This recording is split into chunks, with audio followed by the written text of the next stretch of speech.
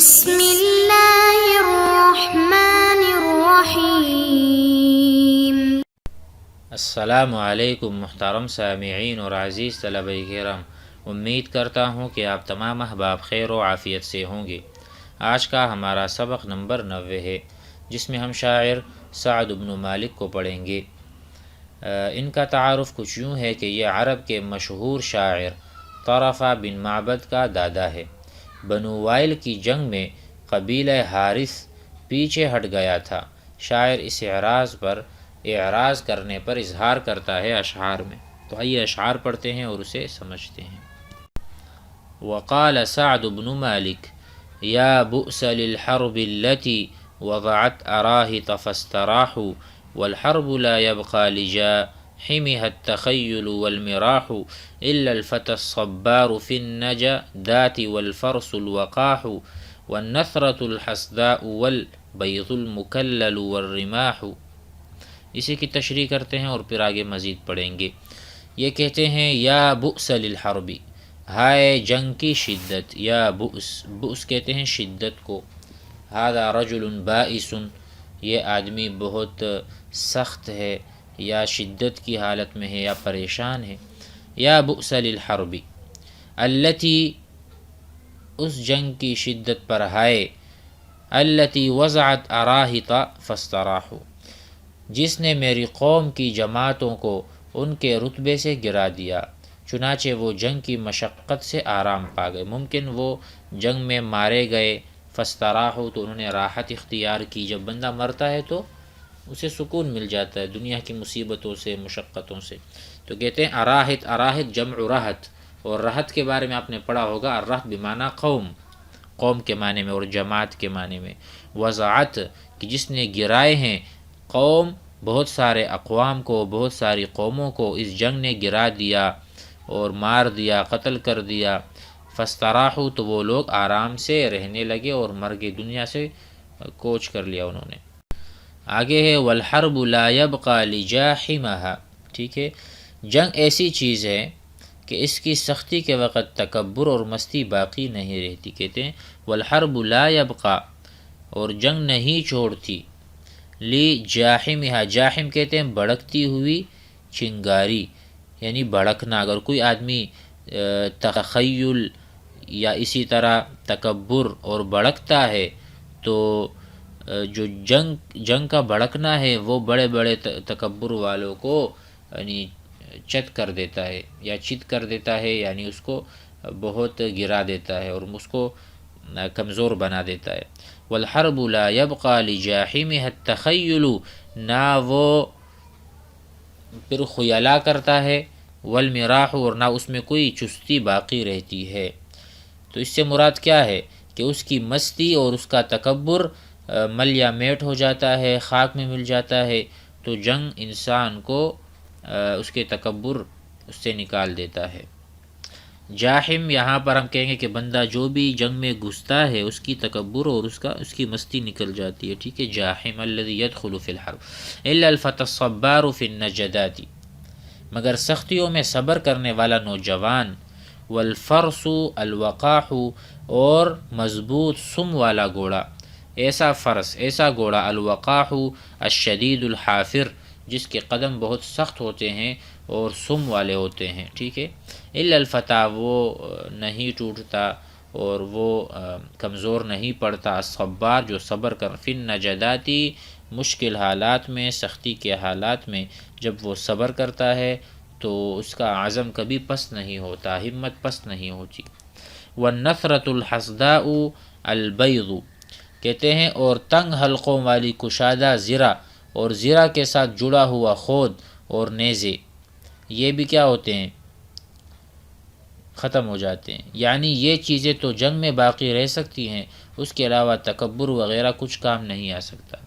کہتے ہیں یہ آدمی بچ جائے گا، الفتى الصبار، یہ نہیں ٹوٹے گا، یہ بچا رہے گا، اس کو نقصان نہیں ہوگا۔ اس کے علاوہ والنثرة الدرع، درع کہتے ہیں جو انسان جسم کو میں پہنتا ہے تاکہ تلوار سے نہ کٹے، جس طرح کوئی چیز ایسے پہنی جائے کہ وہ کشادہ زرہ۔ الحسداء، الحسداء کہتے ہیں تنگ حلقوں والی مضبوط زرہ، اس میں انسان اپنے آپ کو چھپاتا ہے تاکہ اس کو تیر نہ لگے۔ والبیض، بیض کہتے ہیں خود کو، جو سر میں پہنتے ہیں نا، جنگ کی حالت میں سر میں اس طرح سے خود پہنی جاتی تاکہ سر بھی وار سے محفوظ رہے۔ المکلل والرماح، اسی طرح نیزے وغیرہ بھی یہ بچ جاتے ہیں۔ اور اسی طرح وتساقط الاوشاز، اور گرتے ہیں اوشاز۔ اوشاز کیا ہے؟ یہ خسیس اور مختلف النسل لوگ جو ہیں نا، وہ جنگوں میں ہار جاتے ہیں اور گرتے ہیں اور ذلت ان کو نصیب ہوتی ہے، ان کو شکست ہوتی ہے۔ وتساقط الاوشاز والذنبات، اور ذنبات کا یعنی معمولی اور گھٹیا درجہ کے لوگ، یہ جنگ میں نہیں ٹکتے، یہ بھاگ جاتے ہیں۔ تو کہتے ہیں متکبر وغیرہ کا تکبر ختم ہو جاتا ہے۔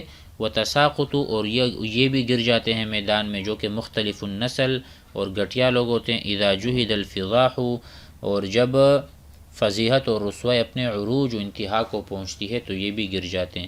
والکر بعد الفر اذ کرہ التقدم والنطاح، اس کے ساتھ اور جنگ سے فرار کے بعد دوبارہ حملہ کا اصل اعتبار اس وقت ہے جب آگے بڑھنا اور لڑنا ناپسندیدہ اور برا معلوم ہو۔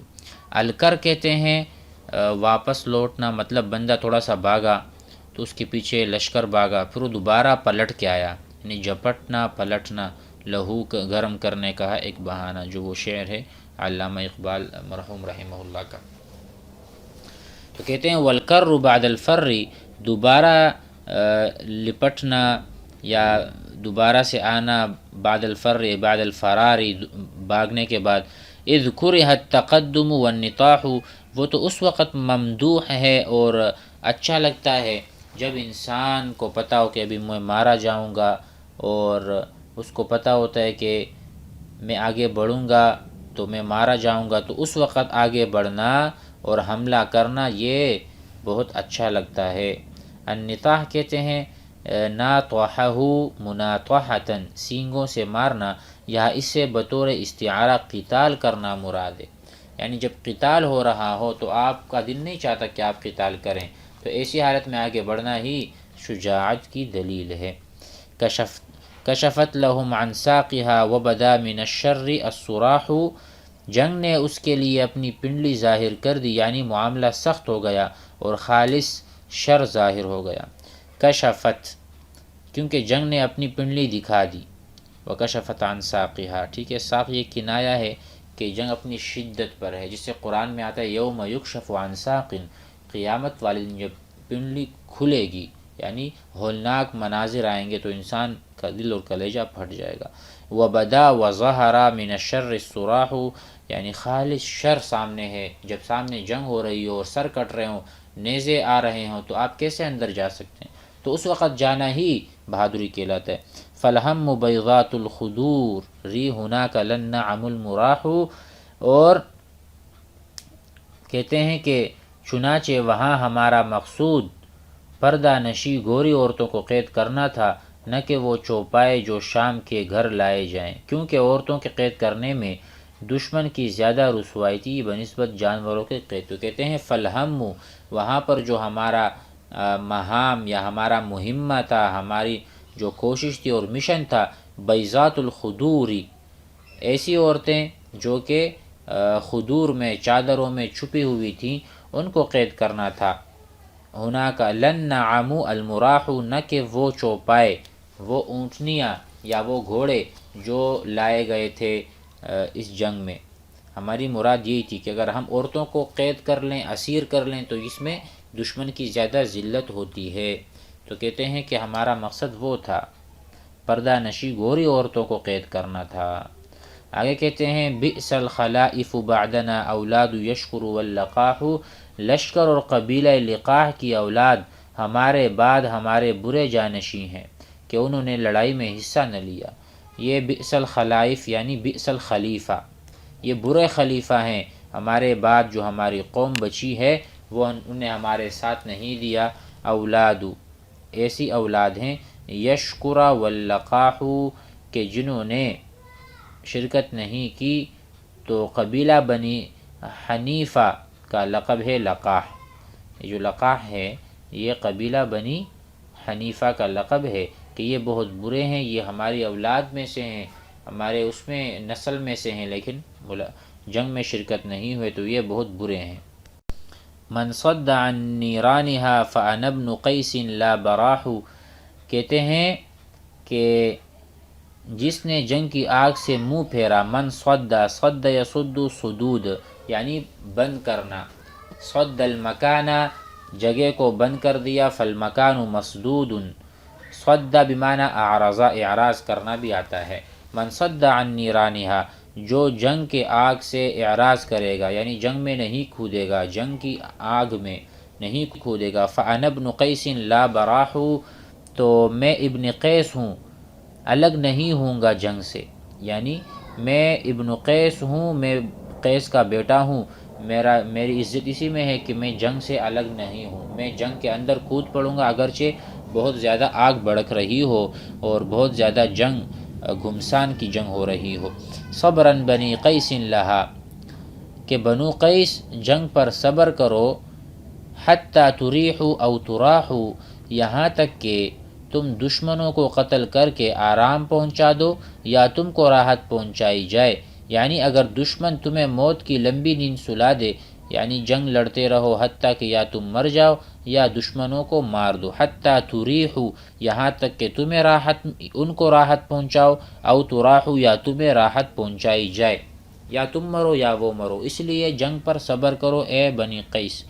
ان الموائل خوفها یعتاقه الاجل المتاح، کہتے ہیں کہ بے شک جنگ کے خوف سے پناہ گاہ کے طلبگار کو اجل مقرر روک دی گئی، یعنی اگر جنگ میں کسی کی موت مقرر ہو تو اگر وہ بھاگنا بھی چاہے تو نہیں بھاگ سکے گا۔ کہتے ہیں ان الموائل، موائل کہتے ہیں پناہ گاہ یا طلبگار، اگر کوئی سمجھتا ہے کہ میرے لیے ایک پناہ گاہ ہے، اگر میں یہاں سے بھاگ جاؤں گا تو میں محفوظ ہو نہیں سکتا، جس کی موت یہاں لکھی ہوئی ہے اس کو موت آنی ہے جنگ کے میدان میں، تو پناہ گاہ کی طرف موائل سے آپ لے لیں ملجا، ملجا، ٹھیک ہے، ملاجی، ملجا جمعہ ملاجی، اگر کوئی ملاجی اور پناہ گاہ کی طرف بھاگتا ہے، خوفہا، خوف کی وجہ سے، یعتاقہ الاجل، پھر بھی اس کا اجل یعنی گلے لگا لے گا، المتاح والمقدر، جو کو اوپر سے اتاح یتیح متاح مقدر ہے۔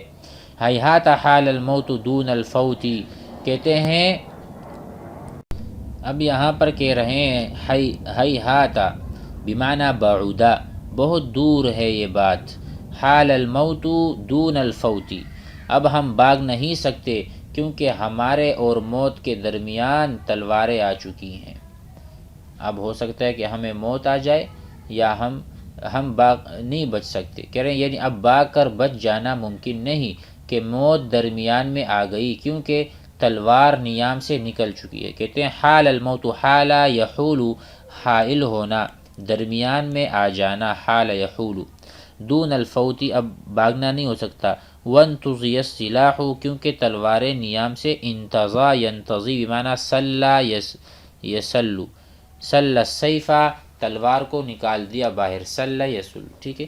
کیف الحیات اذا خلت منا الظواہر والبطاح، وہ زندگی کیسی ہوگی جب کہ ہم سے وادیوں کی چوٹیاں اور اندرونی حصے خالی پڑے ہوں گے، یعنی جب ہماری اکثریت مر گئی ہوگی تو پھر زندہ رہنے میں کیا لطف رہے گا۔ کیف الحیات، کیسی زندگی ہے، اذا خلت، جب خالی ہو جائے، خلا یخلو، منا الظواہر اعالی الاودیہ، یعنی پہاڑوں کی چوٹیوں پر ہمارے گھر تھے، اب وہ خالی ویران نظر آئیں گے، کیسا لگے گا۔